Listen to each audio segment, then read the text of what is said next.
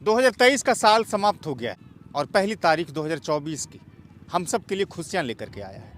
2023 में कई तरह के चर्चे भागलपुर के लिए सुर्खियां बटोरते रहे तो कई चुनौतियों का सामना शहर के लोग करते रहे। कई चीज़ें 2024 में मिलने की उम्मीदें जगी है, जिसमें सुपर स्पेशलिटी हॉस्पिटल, बाईपास और गंगा से जलापूर्ति की व्यवस्था जो जगदीशपुर और गोराडी तक होनी है। तो जाहिर सी बात है कि इन सब चुनौतियों और उपलब्धियों के बीच में कहीं ना कहीं एक चीज़ अगर छूट रहा है तो वो छूट रहा है भागलपुर का एयरपोर्ट। यानी भागलपुर से हवाई सेवा कब शुरू हो। सदियों पुरानी एयरपोर्ट की व्यवस्था आज भी पूरी तरह से मरणासन की स्थिति में है। जब भागलपुर से आंदोलन तेज करने की बात आती है तो हवाई संघर्ष सेवा समिति के कमल जायसवाल और आनंद मिश्रा जान भरते हैं। आज ही घंटाघर चौक पर जो वहाँ पर स्मारक है उसके निकट बैठकर वहाँ से आंदोलन को तेज किए हैं। तो हमारी एक उथल पुथल मन में बेचैनी हुई कि क्यों न एयरपोर्ट पर जाकर लोगों से बातचीत की जाए। तो हमारे साथ एक सज्जन जुड़ गए। जब हमने यहाँ की बदहाल एयरपोर्ट की चर्चा इनके साथ की तो इसने भी कहा कि इस एयरपोर्ट को शुरू होना चाहिए, चूँकि केंद्र सरकार ने कई तरह के एयरपोर्ट हाल ही में चालू किए हैं, तो भागलपुर को क्यों छोड़ दिया गया। हम सब की एक उम्मीद है कि भागलपुर हवाई सेवा शुरू होनी चाहिए। जी सर। क्या? हाँ, ये तो बहुत पुराना मामला है यहाँ का। यहाँ तो बहुत जल्दी इतना पहले हो चुका होता तो बढ़िया होता। ये मृत्युंजय भाई, आज हम लोग 1 जनवरी को सेलिब्रेशन कर रहे हैं। जी जी। हाँ, कई लोग यहाँ से बाहर गए होंगे, हाँ, बहुत हवाई जहाज पर चढ़े होंगे। हाँ हाँ, लेकिन सब सुविधा बहुत सारे है। लोग कहीं ना कहीं टिकट नहीं मिल पाया होगा, जिसके कारण से नहीं जा इसके पाए। कारण नहीं जा पा रहे हैं।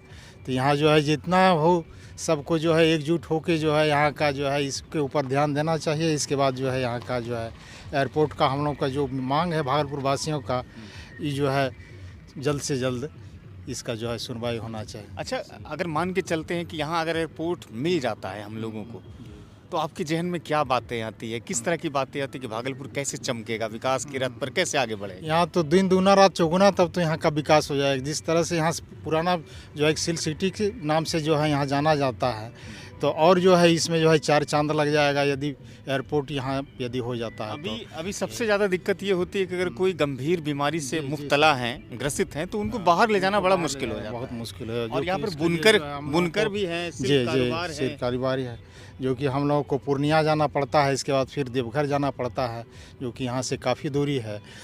तो यहाँ यदि हो जाता है तो नज़दीक में हम लोग को जो है ये सब सुविधा बहुत आसानी से मिल जाएगी। जी जी। आप बांका के हैं ना? शंभूगंज के। शंभूगंज के। अगर भागलपुर में एयरपोर्ट शुरू होता है तो क्या शंभूगंज को आसानी नहीं होगी? हाँ, खूब आसानी होगी।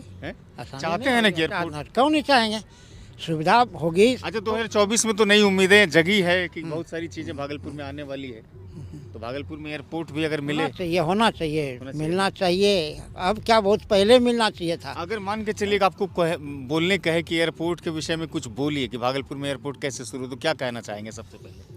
तो कैसे हो, तो या तो सरकार ने बताइए कैसे हो, कैसे नहीं लोग हो। कहते हैं कि यहाँ राजनीतिक उठापटक है, जिसके कारण तो इस मामले में तो नहीं कुछ बोल सकते हैं, नहीं जानते हैं। मृत्युंजय भाई कहते हैं कि राजनीतिक उठापटक है, जिसके कारण से नहीं हो पा रहा है। ये बात नहीं तो सब तो तैयार ही होता है। हमको लगता है कि सब पार्टी का अब क्यों नहीं हो रहा है। इसमें तो शाहनवाजी का तो पूरा योगदान हम लोग सुने थे कि है, अब फिर क्या वो भी तो विफल हो गया। हाँ, विफल हो गया कि हाँ क्या इसमें कमी है, त्रुटि है, ये तो लोग आगे का काम है ये लोग जी अधिकारी लोगों का। मैं मोहम्मद मंजर आलम और मैं इसी भागलपुर का पैदाशी निवासी हूँ।